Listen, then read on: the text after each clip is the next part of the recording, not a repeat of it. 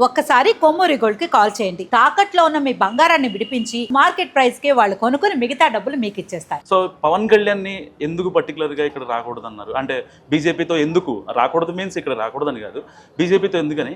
And Congress ఇచ్చినంత voice లేకపోతే BRS ఇచ్చినంత వాయిస్ గ్రౌండ్ లెవెల్లో బీజేపీ స్ట్రాంగ్ ఉందని బీజేపీ నేతలు చాలా కుండబద్దలు కొడతారు.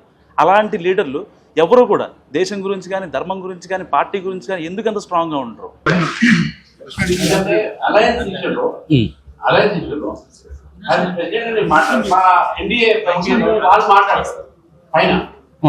పవన్ కళ్యాణ్ ఎప్పుడు చూడడానికి ఉండలేదు. లీడర్ కెపాసిటీస్ కేపబిలిటీస్ తెలంగాణలో పార్టీ పెడితే కూడా మేమేమి నాకు అపోజ్ చేయలేదు. ఆ రోజు కూడా సపోర్టెడ్ మోరల్లీ. పవన్ కళ్యాణ్ ని ఎప్పుడైతే వీళ్ళందరూ రావద్దన్నారో జర్నలిస్టులు కావచ్చు, కొంతమంది సోషల్ ఇన్ఫ్లుయెన్సర్లు కావచ్చు, అప్పుడు మాట్లాడినప్పుడు బీజేపీ నుంచి ప్రాపర్ వాయిస్ వినిపించలేదు అనేది జనసేన పార్టీలో వినిపిస్తున్నట్టు మాట. నేను పర్సనల్ గా ఢిల్లీలోనే ఆ రోజు మాట్లాడాను. పవన్ కళ్యాణ్ గారు ఆయన ఒక లీడర్, ఒక డిప్యూటీ సీఎం, పార్టీ పెట్టుకున్నారు. ఆ పార్టీ ఎక్కడైనా పెట్టుకోవచ్చు.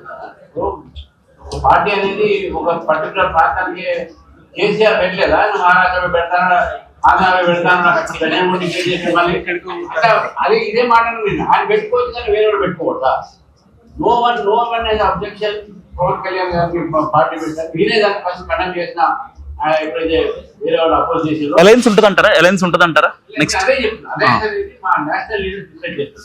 నేను నేను ఉన్నాను, ఇక్కడ నేను అనౌన్స్ చేయకూడదు ఏదైనా ఉంటే, ఎందుకంటే పాలసీ మ్యాటర్. అండ్ నేషనల్ పార్టీలో పాలసీ మ్యాటర్ నేషనల్ పార్టీ.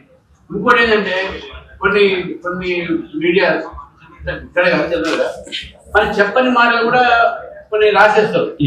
అలా చెప్పవు, అది రాసేస్తారు. మీరు తర్వాత తలకాయ పట్టుకోవాలి. బెటర్ ఏంటంటే సైలెంట్ ఉన్న బెటర్. చేసే వల్ల silent better. Time is problem.